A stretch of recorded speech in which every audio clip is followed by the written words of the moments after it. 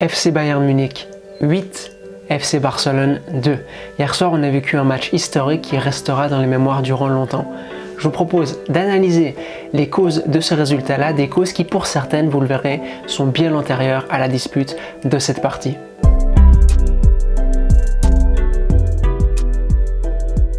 Hey, j'espère que vous allez bien, j'espère que votre équipe préférée va bien. Si votre équipe préférée c'est le Bayern Munich, dire qu'elle va bien c'est un euphémisme absolu. Si votre équipe préférée c'est le FC Barcelone, là je crois que je vais utiliser les mots de Gérard Piqué qui disait on a touché le fond. Mais la bonne nouvelle c'est que quand on a touché le fond on peut seulement, je ne dirai pas cette phrase c'est beaucoup trop cliché, mais vous avez saisi l'idée, ça peut que aller mieux maintenant. Alors analyser une telle rencontre c'est toujours un peu particulier et périlleux parce que la tactique n'explique pas le fait que le Barça se prend 8 buts.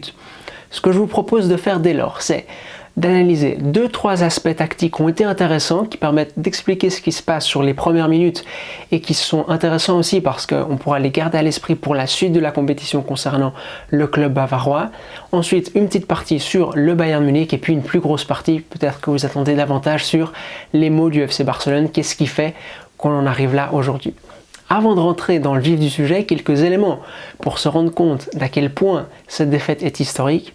C'est la première fois depuis 1951, je vais dire 1800 quand même, 1951 que le Barça encaisse 4 buts en 30 minutes et c'est la première fois depuis 1946 que le Barça encaisse 8 buts. C'est aussi la première fois depuis 12 ans que l'équipe Blaugrana a fini la saison avec 0 titre, même pas une pauvre Super Coupe d'Espagne. Et puis, c'est la première fois depuis 2006 que ni Cristiano Ronaldo et ni Lionel Messi ne verront les demi-finales de la Ligue des Champions. Ces éléments-là posés, commençons. Il faut se rendre compte que le Barça débute un quart de finale de Ligue des Champions en ne pouvant pas presser, parce que cette équipe ne sait plus presser, en ne pouvant pas tenir le ballon. Quique Sétienne le dit après le match contre Naples, des paroles confirmées d'ailleurs par Gattuso en conférence de presse. Sétienne dit on n'est pas assez bon pour tenir le ballon durant 90 minutes. Dernière option, attendre en bloc bas pour jouer les contre-attaques. Et là non plus, le Barça n'est pas assez bon parce que les seuls joueurs capables d'effectuer des contre-attaques sont ces deux latéraux. À partir de ce constat absolument terrifiant, qu'est-ce qu'on fait? Sétienne produit un 11, à mon sens, davantage pour chercher à poser des problèmes au Bayern que pour miser sur les vertus d'un Barça, des vertus au final inexistantes. Tenir le ballon autant que se peut sur un rythme bas. Faire que peu de choses se passent durant la rencontre. Faire de la possession défensive s'il le faut. Se rendre compte que c'est quand même mieux d'avoir le ballon que de ne pas l'avoir parce que si l'équipe a le ballon, l'équipe de Messi a le ballon. Et sinon, quand on n'a pas le ballon, miser sur Arturo Vidal, un profil qui est meilleur en défense, qui a plus d'énergie que d'autres profils au milieu de terrain. Le Barça était condamné à n'espérer pas plus que ça. Qu'est-ce qu'il fait sur le début du match? Absolument tout le contraire. Le match s'emballe dès le départ, c'était d'ailleurs extrêmement bizarre, on n'avait pas l'impression que c'était un quart de Ligue des Champions, on avait l'impression que c'était un match amical de pré-saison, c'était un peu, franchement c'était n'importe quoi pendant certains instants du match, sur les 15-20 premières minutes, mais au moins côté Barça ça va permettre d'égaliser les conditions, on a l'impression que le Barça est au niveau du Bayern Munich. L'impression, parce que c'était un trompe-l'œil absolu. C'est comme quand une personne qui n'a pas les moyens s'achète des habits de luxe. Pendant un certain temps, on va pouvoir penser qu'elle est riche, mais la réalité c'est que c'est absolument pas le cas et la réalité la rattrape lorsque son compte en banque est vide. Le Barça a vécu exactement le même scénario. Pendant un instant, il a l'impression que c'est une personne riche. Quelques éléments tactiques. Quand Messi décrochait, il fixait quelqu'un à l'intérieur, il monopolisait l'attention de beaucoup de joueurs munichois, ça permettait à Semedo d'être libre et d'attaquer son côté. Au passage, c'est un scénario qu'on a vu énormément de fois cette saison du côté du FC Barcelone, c'est au moins un truc qui fonctionnait bien. Autre chose, passer par les côtés, parce que le Bayern laissait beaucoup d'espace sur les côtés, Jordi Alba et Semedo ont pu passer par les côtés. Mais plus que ça, le Barça pouvait rien espérer du tout et ils ont déjà obtenu beaucoup de cette approche-là sur les 15 premières minutes parce qu'ils obtiennent un but et ils arrivent à égaliser. Le Bayern, il est vraiment en mode kamikaze avec une ligne défensive extrêmement haute, mais au final, ça va complètement profiter aux Munichois et vous allez voir pourquoi le Barça avait aucun espoir de pouvoir rivaliser. 3 éléments, regardez. Numéro 1, quand ce rythme haut est imposé, le Barça n'arrive pas du tout à ressortir depuis derrière, le pressing munichois fait extrêmement mal. Preuve de ça, Ter Stegen au pied a été extrêmement mauvais, c'est un gardien, on remarque très rapidement dans les matchs quand il est en confiance ou pas, parce que quand il est en confiance, on a l'impression que c'est un milieu de terrain. Quand il n'est pas en confiance, il rate des trucs qu'il rate jamais au pied. Numéro 2, concernant la relance. Le Barça, sur ses premiers mètres, devait jouer des longs ballons pour renverser le jeu. C'était la seule façon d'échapper au pressing munichois. Quand les Bavarois avaient le ballon dans les pieds sur leur phase de relance, ils étaient beaucoup plus tranquilles parce que le Barça ne presse pas, parce que le Barça ne sait pas presser. On a même vu Thiago qui décrochait des relances beaucoup plus tranquilles. L'élément suivant, les côtés. Quand Alphonso Davies laisse de l'espace dans son dos et se fait prendre dans son dos, c'est lui-même souvent qui vient corriger son erreur. Il sprint vers l'arrière avec ses vitesses, il arrive à corriger son mauvais placement initial. Quand il n'arrive pas à le faire, c'est David Alaba qui vient couper dans son dos, corriger les erreurs de son latéral.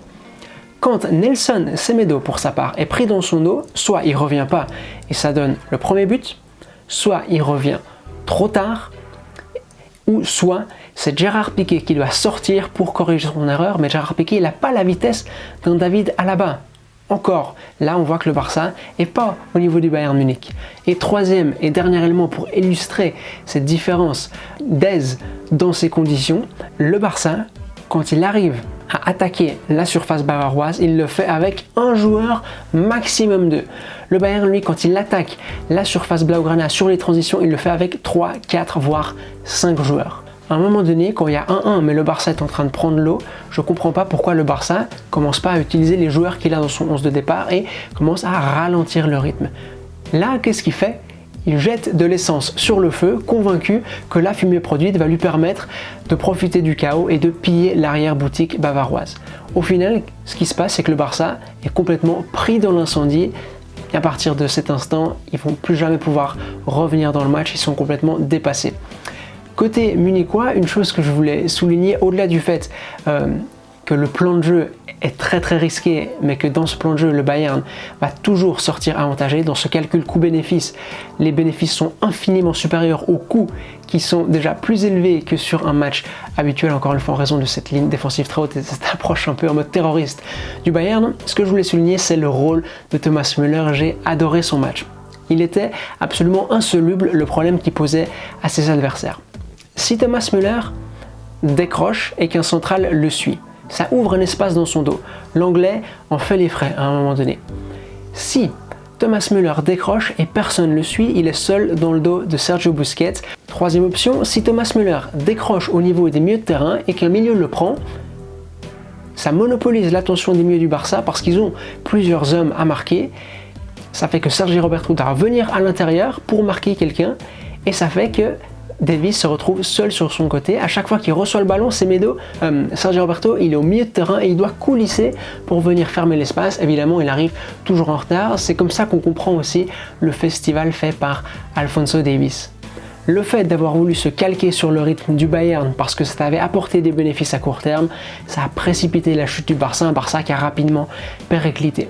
Côté munichois, cette question, le Bayern fait-il un bon match? Oui, mais un grand match? J'en suis moins convaincu. Encore une fois, parce que c'est un match extrêmement particulier. Quand tu remportes pas la bataille du milieu, parce que la bataille du milieu n'existe pas, ça donne un peu une idée de quel match c'était. Et puis l'approche munichoise, bien qu'elle était bonne pour ce match-là, on l'imagine difficilement réplicable pour les demi-finales. Ce que je retiens en revanche, c'est que Thomas Müller a été fantastique. C'est qu'on voit encore que les joueurs extérieurs du Bayern sont les meilleurs de la compétition. En tout cas, ils forment les meilleurs pairs de la compétition. Même un Perisic qui peut avoir tous les problèmes du monde. C'était parfait pour lui ce contexte-là. Que dire d'Alphonso Davies qui sur sa petite samba face à Nelson Semedo m'a rappelé le Neymar de Santos. Que dire de Lewandowski, de Kimmich. Retenir aussi que le Bayern était en mode rouleau compresseur. Jusqu'à la fin, on voyait des joueurs se lamenter de rater le 6e, 7e, 8e but. Retenir que Thomas Müller n'était pas extrêmement content que Coutinho ne célèbre pas son doublé, il le lui fait d'ailleurs savoir. Retenir que tout ce trash talking munichois à l'approche du match a été au final effectif. Et puis retenir aussi ces mots, ils sont de Thiago. Quand on lui demande quel adversaire il aimerait affronter en demi-finale, il dit l'adversaire ça m'est complètement égal, moi ce que je veux, ça arrive en finale. Et enfin la partie sur le Barça. Si on veut expliquer la débâcle d'hier, il faut remonter à il y a quelques années. Le Barça, c'est pas une équipe en fin de cycle. C'est une équipe en extrême fin de cycle. La fin de cycle, elle a lieu en 2017, quand tu perds la Liga contre le Real Madrid, quand tu prends 4 buts au Parc des Princes, 3 buts au Juventus Stadium et que tu n'arrives plus à produire le contenu que tu produisais avant, fin de cycle en 2017, aussi parce que Neymar part. À cette date-là, le Barça doit reconstruire un nouveau projet. Les joueurs ne sont pas encore aussi vieux qu'ils le sont maintenant, mais il faut reconstruire un nouveau projet, miser sur de nouveaux joueurs qui vont te permettre de développer une idée de jeu. Le Barça, comme il l'avait fait avec l'argent du transfert de Maradona, comme il l'avait fait avec l'argent du transfert de Figo, va utiliser l'argent du transfert de Neymar n'importe comment. Et pendant quelques années, le Barça va continuer à gagner, mais par inertie. Dans son inertie, parce qu'il avait de grands champions, de très très grands footballeurs, il allait quand même plus vite que certaines équipes qui avaient le pied sur l'accélérateur. Cette idée de fin de cycle, elle est très très bien symbolisée par le mandat d'Ernesto Valverde. Valverde, il arrive à la tête du Barça avec des idées qu'il a développées tout au long de sa carrière. Une fois sur le banc du Camp Nou, il ne réplique plus ses idées. Le Valverde qu'on voit au Barça, c'est pas le Valverde qu'on voit à l'Olympiakos, à l'Espagnol ou à l'Athletic Club. Son passage sur le banc du Camp Nou, il se caractérise par l'application constante de pansements à un patient blaugrana malade dans le but de lui permettre de continuer à courir, puis à marcher, puis seulement à déambuler boîte en bas. Trouver des solutions pour que le Barça puisse continuer à rester en vie. Le truc, c'est que le temps passe, les remèdes fonctionnent de moins en moins, Valverde augmente les doses jusqu'à ce match contre Liverpool au Camp Nou où il décide d'abandonner à domicile la possession contre Liverpool, une chose absolument insensée. Le remède fonctionne dans un premier temps avant que l'état du patient ne se dégrade encore plus par la suite. Qu'est-ce qu'on fait? On vire le médecin. On fait venir un autre médecin qui va s'éloigner de la médecine traditionnelle qui arrive avec d'autres idées. Et comme Ernesto Valverde, Quique Setién, il arrive au Barça avec des idées qu'il a mises en place tout au long de sa carrière et qui ne va pas répliquer du côté du Barça. On a souvent entendu que Quique Setién se trahissait lui-même et allait refuser de mourir avec ses idées, ce qui était bien dommage pour lui. Mais à quel moment Setién arrive à imposer ses idées à cette équipe-là et à quel moment ces idées-là fonctionnent? Il y a seulement 3 matchs dans la saison, 4 si on est généreux, où on peut prétendre avoir sous nos yeux le Barça de Setién. Et en plus, il n'arrive pas à répliquer ses idées d'un match à l'autre. Le Barça n'enchaîne jamais 2 bons matchs consécutifs. Et en plus, imposer ses idées, ça va bien au-delà d'installer Riqui Puig et Ansu Fati sur le terrain. Même avec eux sur le terrain, il y avait des choses qui ne fonctionnaient absolument pas et qui étaient indignes du niveau du Barça. Quique Setién, au final, il se retrouve à être dans la même approche que Valverde, à utiliser exactement les mêmes remèdes, parce que les deux entraîneurs se rendent compte que c'est le mieux qu'ils peuvent faire. Ils ont échoué à imposer leurs idées, ils se retrouvent à pratiquer la même médecine. Tout ça, ça nous amène à la situation d'hier. Un patient Barça dont l'état se dégrade, qui est au bord de l'abîme, qui rentre aux soins intensifs, et tout ce qu'on peut espérer, c'est un miracle. On se rend compte que les poumons, Ter Stegen, fonctionnent, que le cœur, Gérard Piqué, continue de battre, et que le cerveau, Lionel Messi, lui, est en bon état de marche. Les reins ne filtrent plus rien du tout.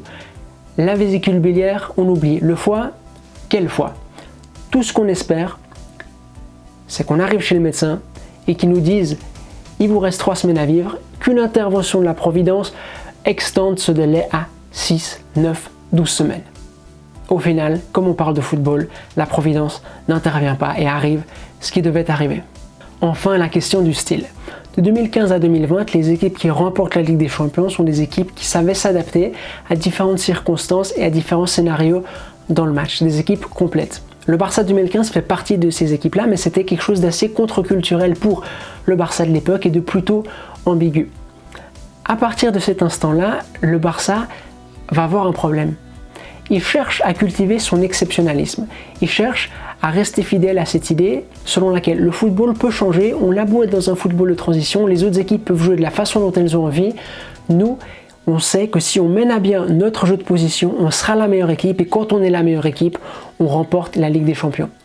Le problème, c'est que ce jeu de position est mal exécuté. On n'arrive plus à l'exécuter de façon correcte, satisfaisante et ça crée plus de problèmes qu'autre chose. Et là où on voit des équipes telles que l'Atalanta de Gasperini, le Napoli de Sarri ou encore l'Ajax de Ten Hag qui partagent certains principes avec le Barça mais qui les ont fait évoluer pour s'adapter davantage aux contraintes du football actuel, pendant que ces équipes s'adaptent, le Barça lui reste fidèle à son idée de base et ça devient la dernière équipe en Europe à jouer comme elle joue de façon lente, avec un jeu qui requiert énormément de patience et qui, s'il n'est pas appliqué à la perfection, se retourne contre toi à tous les coups.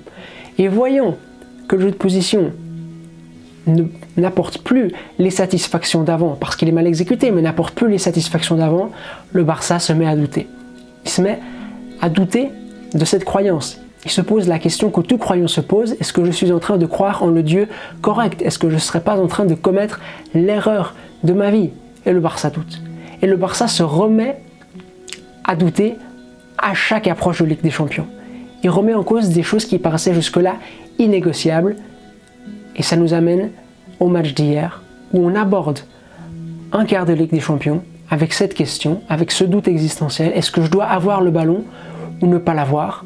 Une question qu'il aurait été hérétique et absolument impensable de se poser il y a encore quelques années de cela.